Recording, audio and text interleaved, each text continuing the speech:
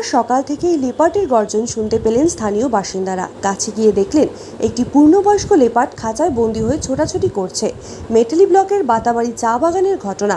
Leopard খাঁচা বন্দী হয়েছে খবর ছড়িয়ে পড়তেই স্থানীয় বাসিন্দারা ভিড় জমান। খবর দেওয়া হয় বন দফতরের খুনিয়া স্কোয়াডকে। সেখান থেকেই বনকর্মীরা এসে খাঁচা সমেত লেপার্ডটি নিয়ে যায়।